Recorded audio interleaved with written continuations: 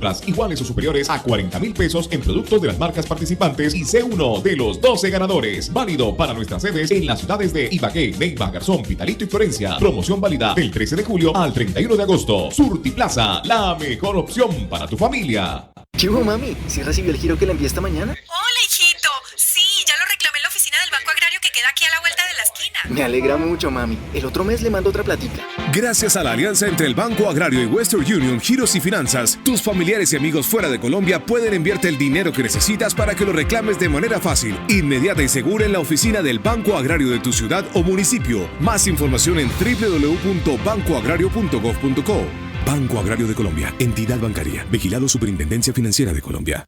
Porque ya estamos en los diferentes barrios de Ibagué para que viajes más fácil, más rápido y sin filas. Velotax, más cerca a tu casa. Ahora puedes adquirir tus tiquetes donde veas nuestro logo de Velotax. Compra en los puntos autorizados Móvil Ticket. Mayor información en nuestro número 314-670-9623. Otro servicio más de la familia Velotax. Velotax, sirviendo con calor humano. Velotax, el transporte del futuro, que sirve en el presente y con calor humano. Ecos del Conveima. Este es el ping-pong político de Econoticias de Ecos del Conveima y a esta hora nos es un placer presentar al pintor orgullo tolimense, Darío Ortiz Robledo. Para muchos, el mejor artista en vida que tiene nuestro departamento. Es el presidente del Museo de Arte del Tolima y ha honrado con toda su obra pintoresca en todo el mundo, en especial en Europa, en Asia y en Latinoamérica. Mi querido coterráneo desde México, muy buenos días, Darío Ortiz Robledo. Queremos hoy apartar unos minutos para hablar de política y lo que está viviendo en este momento Colombia con el presidente Gustavo Petro. Activar el micrófono, doctor Darío.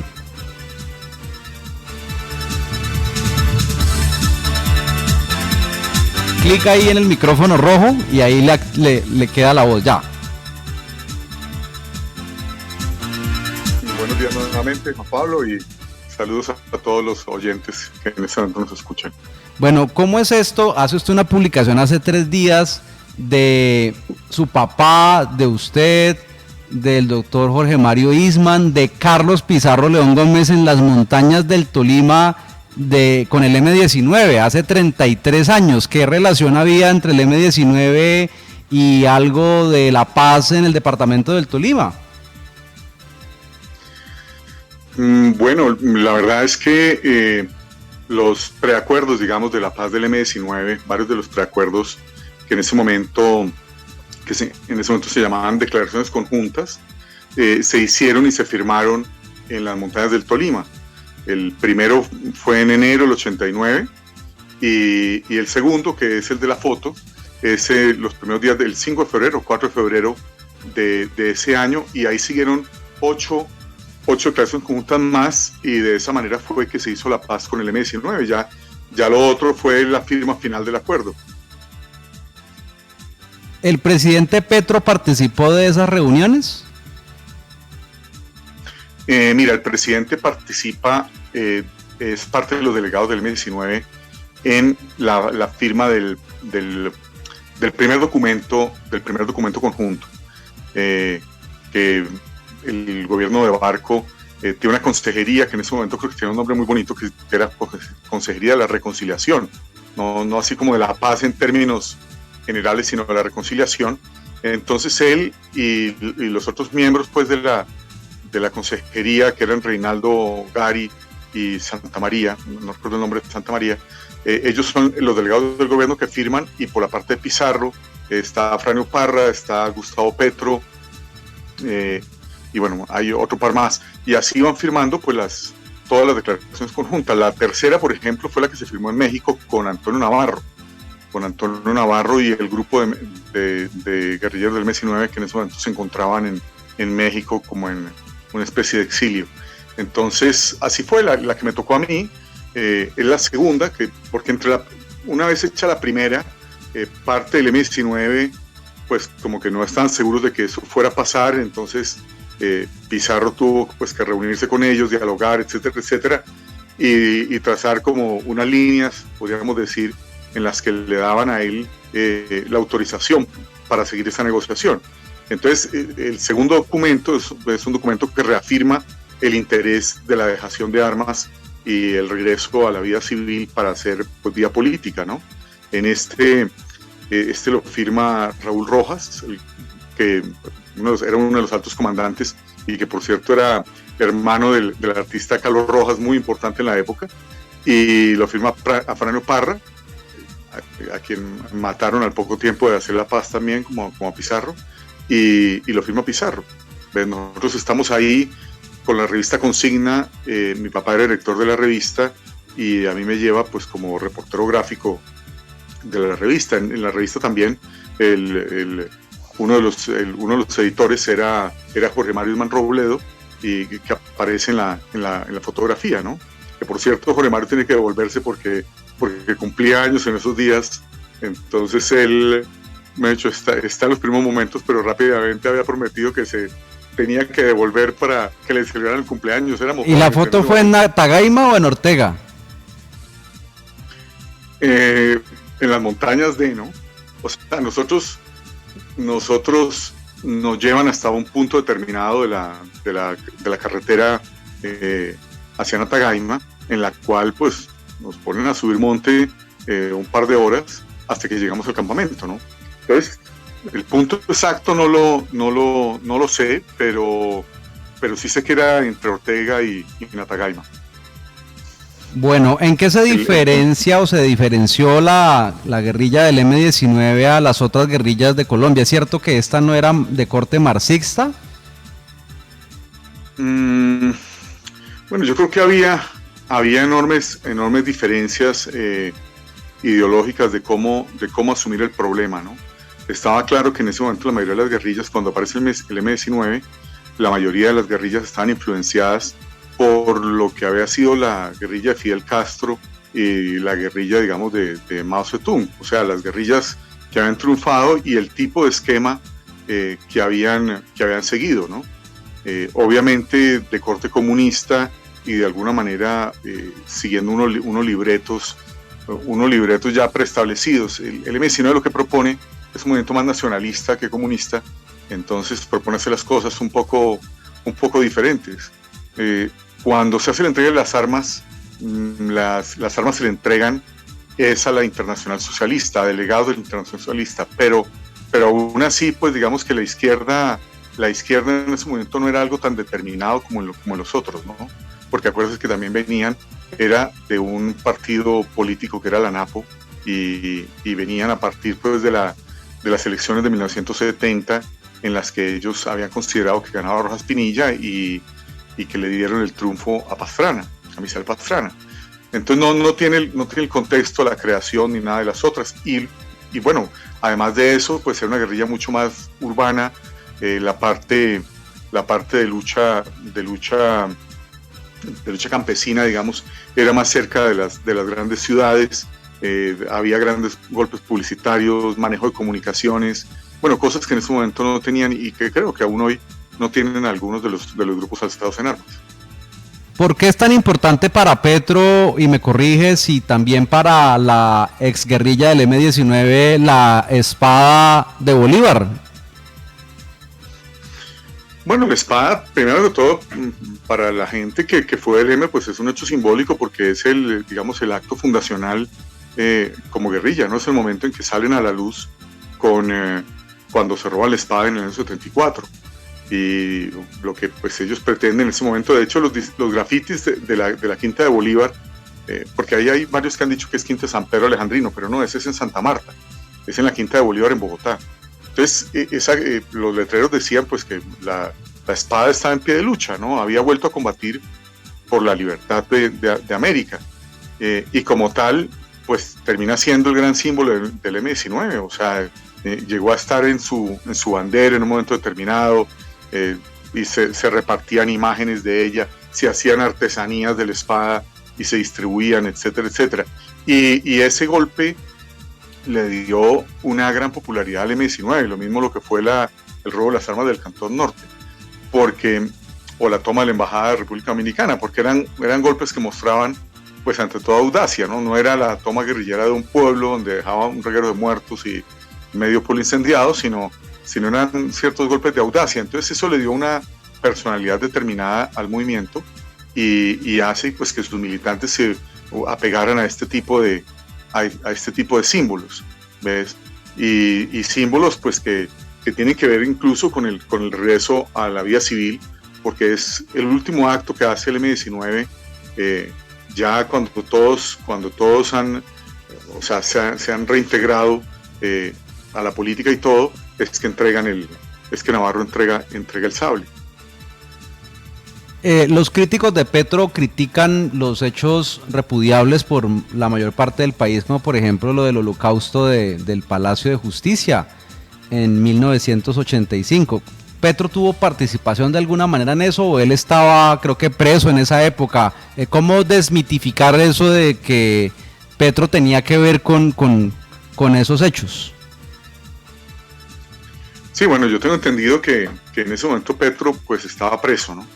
Y aunque esta era una organización que tenía un carácter, digamos, democrático dentro de sus cúpulas, pues Petro no tenía tampoco para entonces ninguna posición de liderazgo. O sea, la participación de Petro en el M-19 era más bien entre los sectores políticos, como lo demostró pues a lo largo de su vida. Ahora, está claro que ese fue un error.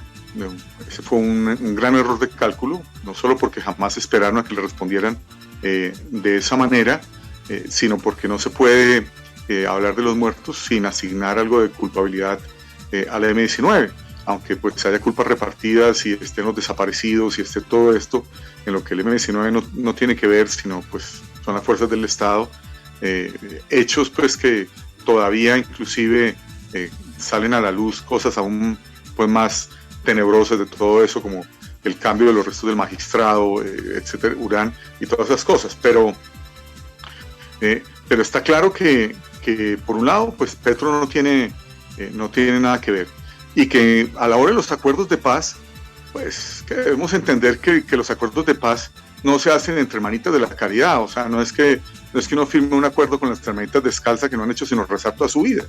¿Sí? O sea, obviamente son grupos al margen de la ley y grupos armados, y entonces pues no todo lo que ellos hacen le tiene que gustar a los demás, pero la gracia de los acuerdos es esa, ¿no? Es que no se sigan repitiendo los hechos y que podamos tener una reconciliación, como era pues la consejería de aquel momento, ¿no? Una consejería de la reconciliación. Y si no nos hubieran vendido durante 2 décadas todo un andamiaje publicitario en contra de este tipo de cosas, pues seguramente las FARC hubieran podido llegar a la reconciliación con mayor facilidad de lo que les ha tocado, ¿no? Porque obviamente tienen muchísima resistencia. Es un proceso que, aunque mucho más complejo del M-19 y con muchos elementos de un carácter social importante, pero tiene una resistencia enorme entre muchos sectores de la población. ¿Qué piensa de lo que se está viviendo hoy por hoy en Colombia con estas reformas que plantea el presidente Gustavo Petro? ¿Qué se siente desde el exterior, desde México, con su amada Colombia, de lo que se está viviendo hoy? Bueno, mira, hay una parte, obviamente es fácil, desde el punto de vista de cada uno y de los privilegios de cada uno, de las condiciones de vida de cada uno, que uno se apegue a lo que hay y rechace toda opción de cambio. Pero es que las estadísticas, las cifras que muestra el mismo gobierno, no las criticadas ONG ni nada, son dramáticas de cómo está Colombia. Entonces, Colombia necesita cambios y esos cambios van a tocar muchas cosas. O sea, tienen que tocar la justicia, tienen que tocar la salud, van a tocar la parte tributaria, porque pues, o sea, un país con este nivel de desigualdad, con este aumento desenfrenado de la pobreza y de la pobreza absoluta, con este tema de desempleo, es absurdo. O sea, yo vivo en México, pero para que haya una comparación, aquí hubo un gran escándalo porque en la pandemia el desempleo subió un punto del 3 al 4%. Y estamos hablando que en Colombia, para entonces, en la pandemia había un desempleo del 20%. O sea, y la gente cree que, o sea, se demora en pensar que hay que cambiar. No, hay que hacer cambios, porque pues no es viable una nación con esos porcentajes de desempleo y con esos porcentajes de pobreza. O sea, el gobierno no está solo para que mantenga el poder, el gobierno tiene que actuar en aras de una población que lo necesita. Entonces, pues por eso votó la gente. De hecho, los dos candidatos eran por el cambio, y ahora tiene que venir una serie de reformas, ¿no? De organizar el Estado, de reducir los costos para que se acerquen más a los ingresos que tiene la nación, y bueno, y así sucesivamente, ¿no? Tiene que hacer muchas cosas. O sea, el país está muy descuadernado, y aunque hay mucha gente oponiéndose haya cualquier tipo de cambio, pero tiene que haber. Nosotros tenemos que salir del feudalismo. Colombia es un sistema feudal y tenemos que entrar en el capitalismo. Esa es la realidad. Pero un capitalismo responsable, un capitalismo que se pueda de pronto hacer que no sea salvaje, o es definitivamente muy difícil ejercer contra la libertad de precios y de mercado en una democracia libertaria como la de Colombia. Bueno, pero es que, o sea, control de precios, de mercado, estatización de las empresas, pues eso son otras cosas y son otro tipo de políticas. Pero pues hoy no estamos en el siglo XIX, claramente hoy hay que hacer un capitalismo responsable. Los recursos no son eternos y en muchos pues se están agotando, ¿no? O sea, entre ellos el tema del calentamiento y todo, realmente serio. O sea que uno, si va a tomar unas decisiones de transformar, pues tiene que transformar a que en 20 o 30 años estemos en otro punto pues a todos los niveles, ¿ves? Pero los cambios en Colombia a veces son menores. Por ejemplo, una de las últimas noticias es que quieren acabar las nóminas paralelas. Y bueno, usted que está en Ibagué, por ejemplo, usted sabe que la alcaldía de Ibagué ha tenido, no este alcalde, sino de manera constante, que los alcaldes tienen una serie de asesores externos que están fuera de la escala salarial, porque obviamente cobran lo que quieren, lo que se les da la gana, y esos asesores externos pues al final terminan haciendo una nómina paralela, un cogobierno, y obviamente pues eso golpea duramente el presupuesto del municipio, y si lo tiene la gobernación igual, y los ministerios lo tienen de todas maneras. Entonces a veces hay que mirar qué cambios hay que hacer, y sin duda uno es eso, ¿no? O se habla, digamos, se insiste mucho en el tema de la bajada de salarios de los congresistas, pero hay 1000 factores en los que se puede ahorrar y en los que pueden generarse políticas diferentes, pues que nos lleven a un mejor estar. Doctor Darío Ortiz Robledo, hablemos sobre su óleo sobre tabla de 35 por 40 centímetros de la primera línea. Usted lo publicó en sus redes sociales el 2 de julio, ahí lo estamos observando en pantalla. La importancia y cómo lo conmovió a usted el tema de la primera línea en Colombia. Sí, o sea, cuando la sociedad civil desarmada decide oponerse como se opuso a las fuerzas del Estado, es porque las cosas no están bien. O sea, porque habitualmente la gente quiere protestar, marcha un poco, algunos en algunos sectores tiran unas cuantas piedras y se acabó el problema. Pero aquí se generó un movimiento de resistencia popular, de resistencia hasta ser escuchados por un gobierno negligente que no quiso escuchar, y cuando dijo que quería escuchar, lo que hizo fue pues mentir. Generar comités que no llegaron a nada. Entonces, que hubiera esa resistencia popular, pues es compleja. O sea, es que históricamente eso tiene relación con las comunas de París en el siglo XIX, por ejemplo, ¿no? Que se enfrentan a las tropas del rey. Entonces, pues realmente es un hecho que no tiene parangón, y además no es solo de Colombia, sino es un proceso pues de una América Latina empobrecida, y que obliga necesariamente a cambiar la visión que el poder tiene sobre todo este tipo de protestas y todo este tipo de marchas, que pues no son un saludo a la bandera. O sea, si la gente hace un paro, y si la gente se levanta es porque algo le duele, que algo le talla, y lo mínimo que hay que hacer pues es escuchar a ver qué se puede solucionar y qué acuerdo se puede llegar. Entonces, bueno, venía una exposición en China, la Bienal de China, y yo quería preparar una obra grande sobre este tema, y elaboré pues esa pequeña pintura que realmente es una especie como de boceto a partir de unas fotografías de las protestas chilenas, ni siquiera colombianas, porque me parecía que si tomaba las fotografías colombianas, inmediatamente iban a señalar que es que el de aquí es un guerrillero, y es que el de acá es un infiltrado, no sé cómo y tal. Entonces tomé estas fotos, les hice unas variaciones, y ahí hice como ese boceto, y tal vez cometí el error de publicar el boceto antes de la obra y se hizo viral, lo que no me sucede frecuentemente, y entonces el cuadro grande finalmente no se hizo, y terminé pues ni siquiera participando en la Bienal. Eso fueron unos días muy, muy intensos con todo lo que pasaba con esa pequeña obra, obviamente fruto de la situación que vivió el país, ¿no? Se me quedó una pregunta del tema nacional, ya le voy a preguntar algo sobre el Museo de Arte, pero una pregunta nacional.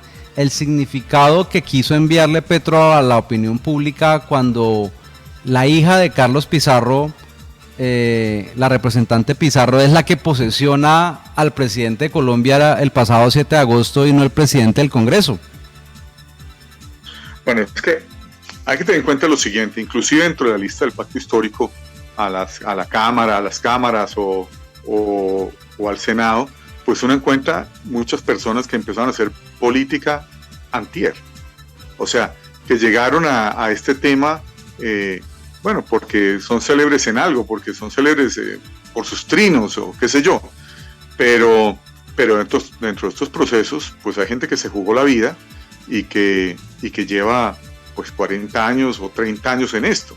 Y entonces, pues dentro de eso, lógicamente, el tema de María José Pizarro, pues la hija de Carlos Pizarro, el comandante que hace el acuerdo de paz del M-19, que es asesinado como candidato presidencial, que quizás no iba a ganar esas elecciones, pero cuya imagen iba creciendo, y que en muy poco tiempo pues lograron sacar muchos votos y tener un equipo muy grande de trabajo de constituyentes dentro de la Asamblea Constituyente, pues como que obviamente muestra que ellos llevan muchos años por estar ahí, o sea, muchos años porque les den la oportunidad de proponer un país diferente, ¿no? Un país que ellos han soñado de otra manera. Entonces era un acto supremamente simbólico e importante. Y el M-19, si ustedes se acuerdan en la plaza, pues siempre en los discursos de Petro y todo, hubo una que otra bandera del M-19. Ahí podríamos decir que es de alguna manera una llama contestataria, una llama libertaria que sigue vigente, ¿no? Y que está obviamente en el corazón de todos los que vivieron esos procesos. A mí me parece que para los que tuvimos, por el caso de mi juventud, la oportunidad de conocer y vivir algunas de las experiencias de lo que fueron el final de los 80 y todos los comienzos de los 90, pues sin duda nos marcó a todos. O sea, se soñaba otro país en ese momento y la constituyente lo intentó.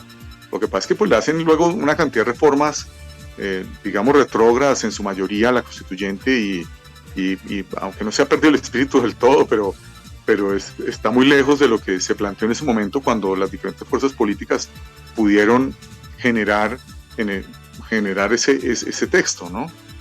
Entonces, pues yo creo que es un símbolo innegable, un símbolo potente.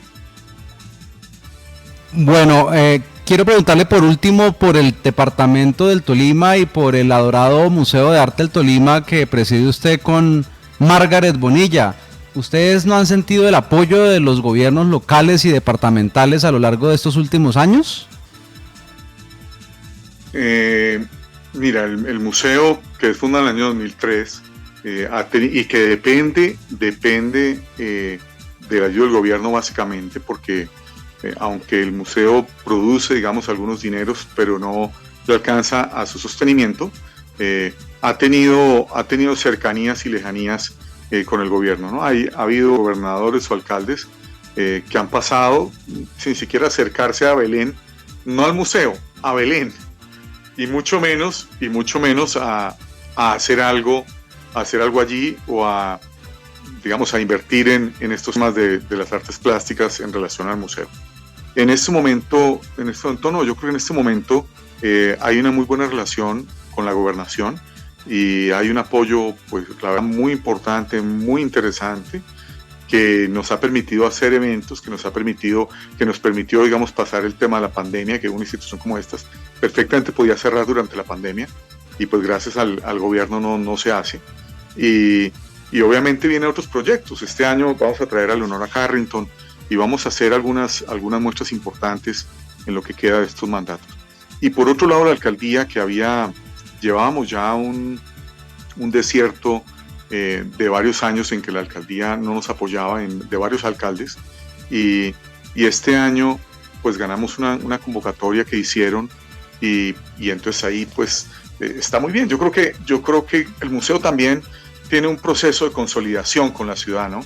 Entonces poco a poco el gobierno, que es integrado pues ciudadanos electos, entiende la importancia de este tipo de instituciones y las apoya, ¿no? Al museo le falta mucho y el museo pues debería crecer y debería mejorar en todos los aspectos, porque lo que es el medio de las artes plásticas desde que el museo nació ahora sí ha crecido muchísimo en el Tolima, en parte también pues por la Facultad de Artes de la Universidad del Tolima. Entonces como que nos demandan y nos exigen pues mejores cosas más importantes, más significativas, y por supuesto es un esfuerzo de todos. Pero bueno, las cosas siempre en el museo podrán estar un poco regulares, pero somos de las instituciones que hace más eventos y más exposiciones y todo durante el año en el país. Por último, doctor Darío Ortiz Robledo, pintor orgullo tolimense, nacido en Ibagué. ¿Le gusta o no le gusta la economía naranja del gobierno del expresidente Duque? ¿De alguna manera eso le ayuda a los artistas? Y segundo, ¿hay cantera de nuevos Daríos Ortiz en Tolima para las futuras generaciones? Bueno, yo creo que la economía naranja no tiene nada que ver con si le ayudan a los artistas o no, y entonces ahí está su fracaso, porque pusieron a los artistas a esperar a que llovieran contratos y dinero del gobierno, y de eso no se trata. De lo que se trató la investigación que hizo Felipe Buitrago y el mismo Duque en el Banco Interamericano de Desarrollo, es que encontraron pues que hay una parte que son la economía cultural, las industrias culturales, que hace un aporte significativo al PIB, y ese aporte en Colombia está alrededor del 3%, mientras que a nivel mundial está por el 7%. Entonces, y hay países que lo tienen entre el 9 y el 10% de su Producto Interno Bruto. Entonces aquí de lo que se trata la economía naranja, pues el porcentaje de participación en el Producto Interno Bruto, o sea, que estas economías culturales produzcan dinero, o sea que es una economía para producir dinero y no para generar una serie, digamos, de proyectos a los artistas que no tienen retorno económico. Eso fue lo que nunca explicaron, o sea, lo vendieron desde una línea populista que no era, y entonces ahora lo van a desmontar dentro de ese conocimiento, dentro de ese desconocimiento. Pero la verdad es que la economía naranja, póngale el nombre que le ponga, es una realidad. O sea, España, Francia, etcétera, lo que llaman economía naranja, o sea, la economía cultural, produce el 7, el 8, el 9% del Producto Interno Bruto. En Colombia produce el 3% en crecimiento. Pues si se le apoya de alguna manera, la idea es que produzca más.